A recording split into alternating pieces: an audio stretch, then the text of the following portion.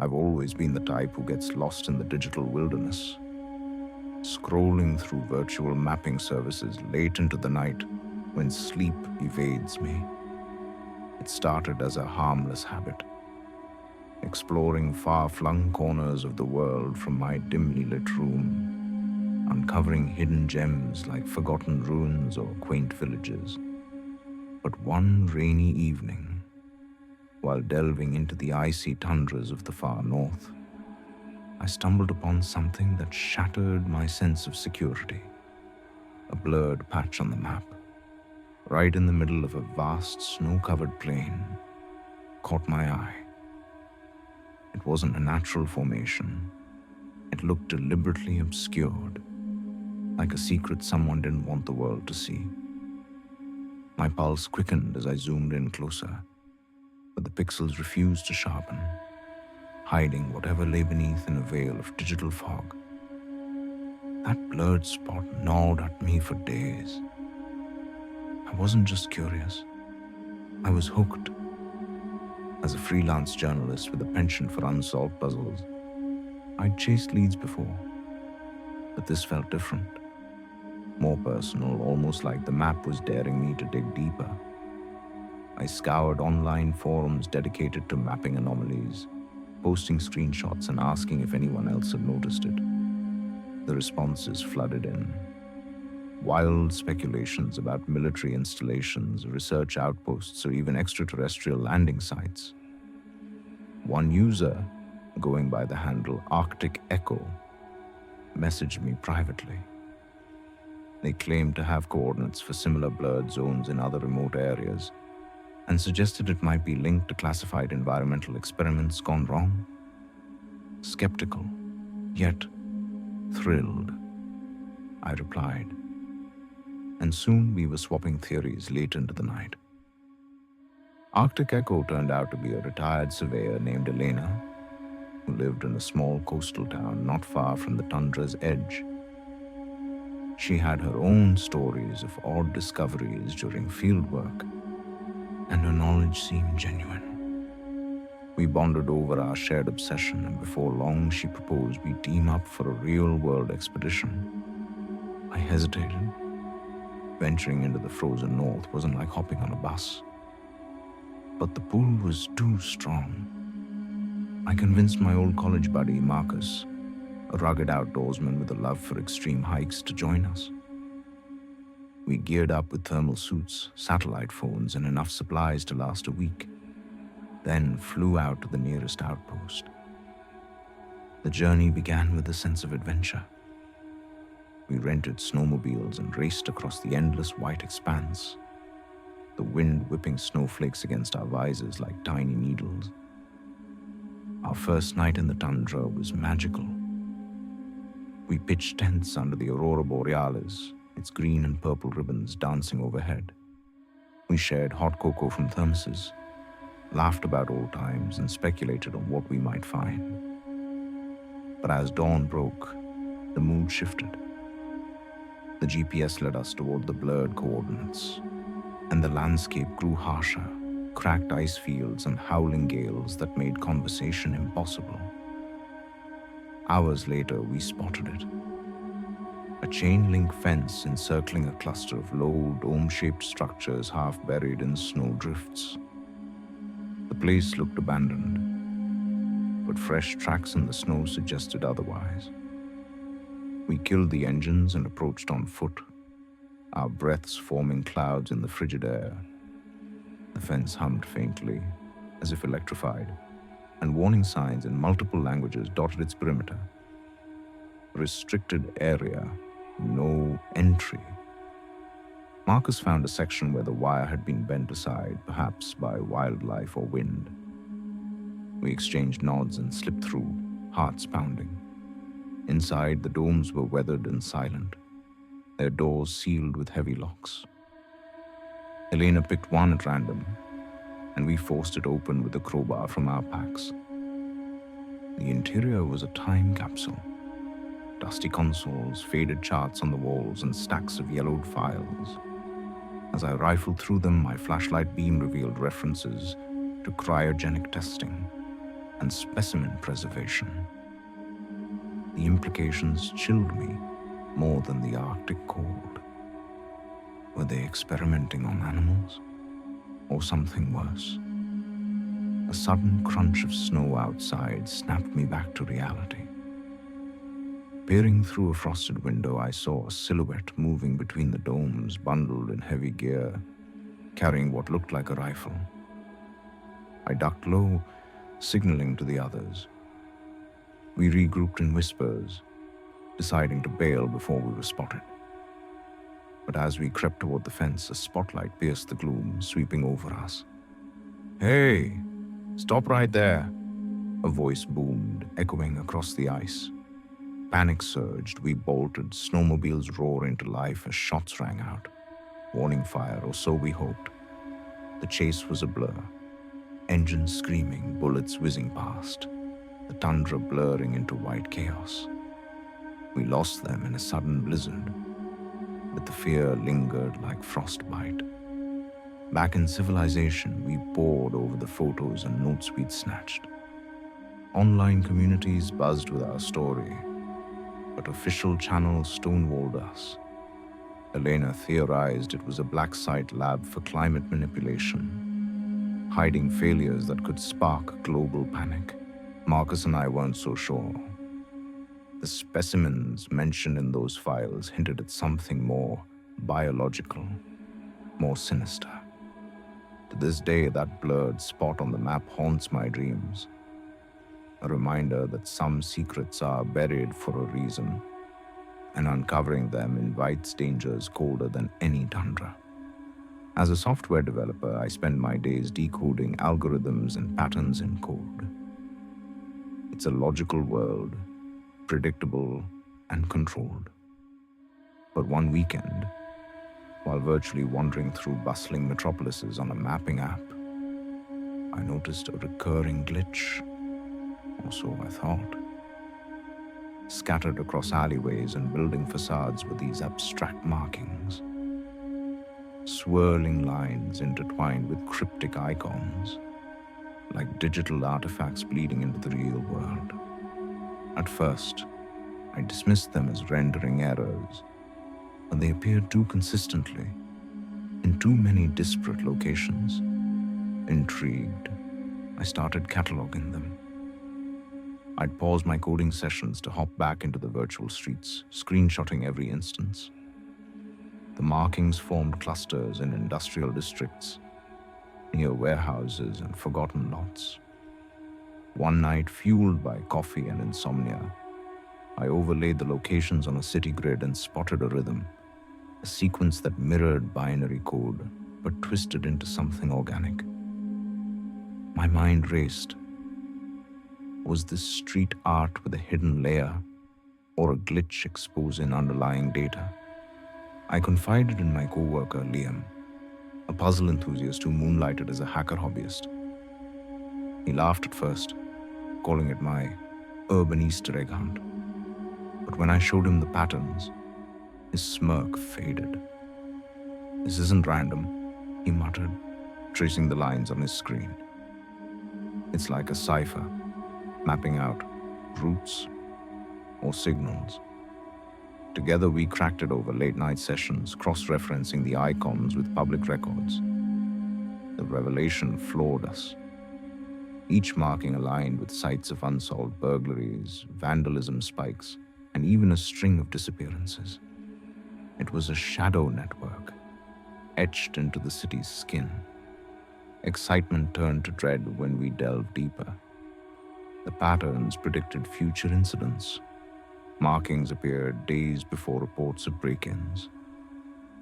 We were decoding a live operation, perhaps a syndicate coordinating through public art. Liam suggested we anonymize our findings and tip off the authorities. But I wanted proof. We ventured out one evening, cameras in hand, tracing a fresh cluster in a rundown warehouse district. The air was thick with the scent of rust and rain, streetlights flickering like wary eyes. As we photographed a particularly intricate marking on a loading dock, footsteps echoed from the shadows.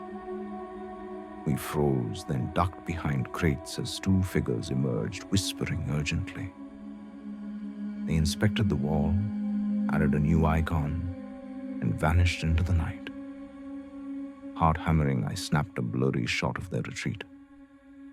Back home, we analyzed it. One wore a jacket with a subtle emblem matching symbols in our database. The threat started subtly. The anonymous message on my work email.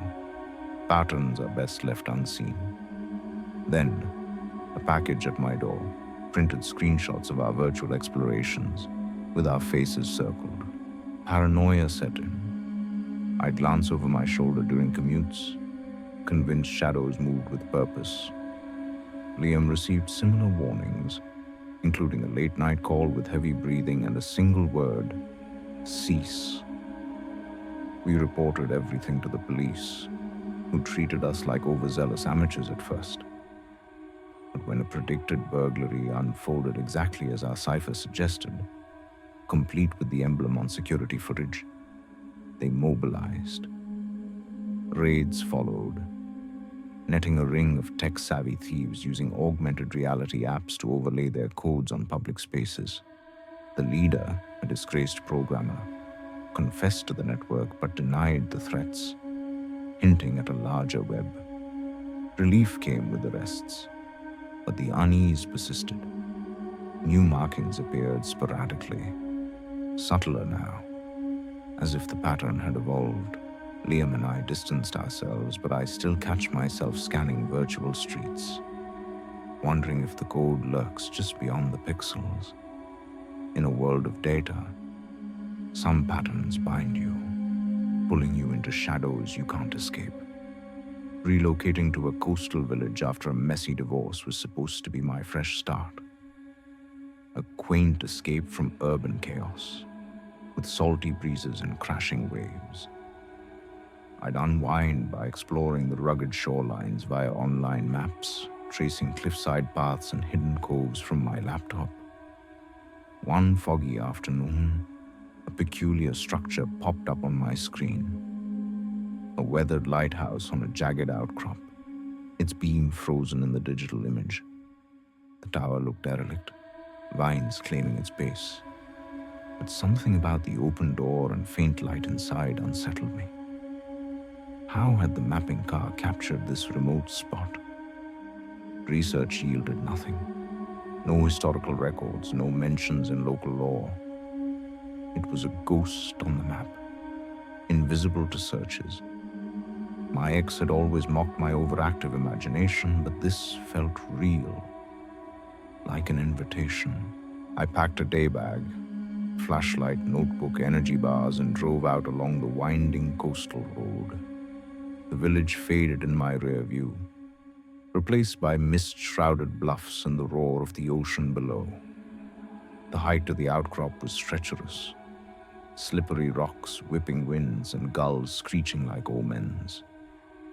As the lighthouse loomed into view, taller and more imposing than the map suggested, a chill settled despite the salt air.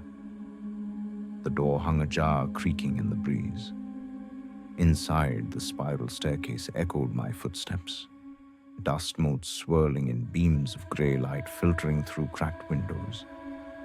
Graffiti covered the walls, faded messages like "Lost at sea" and "Echoes remain."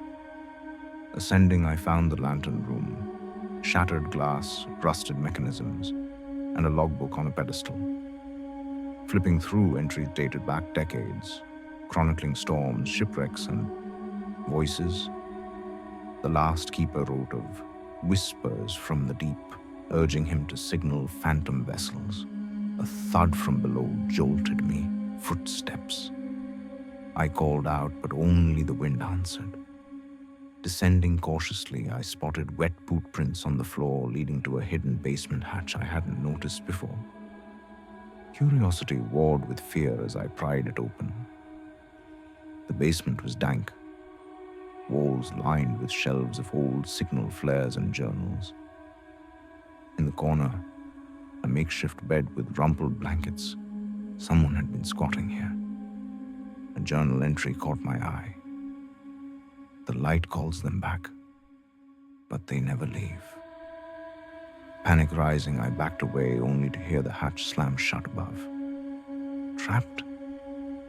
I pounded on it, shouting until it creaked open. No one there, just the wind playing tricks. I fled the lighthouse, scrambling back to my car as dusk fell.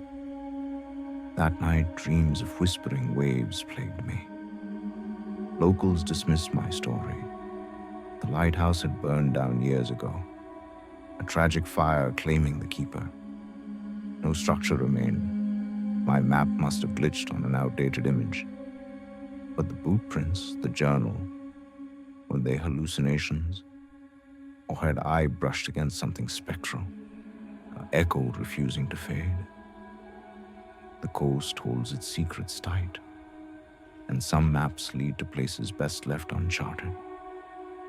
Living in a riverside suburb, I'd often escape the daily grind by meandering through virtual neighborhoods on mapping sites, spotting quirks like oddly parked cars or blooming gardens. One crisp morning, while zooming over the winding river that bordered our community, a submerged anomaly appeared, an elongated shadow just offshore, angular and unnatural. I toggled views, but it persisted. A boat or debris. The river was popular for kayaking and barbecues, yet this spot felt overlooked. I mentioned it to my neighbor Sophia, a retired archivist with a flair for local history. Her eyes lit up. Could be anything, sunken treasure or old junk. Let's investigate. We donned waders and grabbed nets, heading to the riverbank under a sunny sky. Families picnicked nearby, oblivious to our quest. As we waded in, the water cool and murky, Sophia pointed. There, see the outline? Indeed, a rusted hull protruded slightly, camouflaged by silt. We probed carefully, uncovering a small fishing vessel, long abandoned. Calling authorities seemed prudent, but curiosity won. We peeked inside. Amid tangled nets and decayed wood lay a locked chest.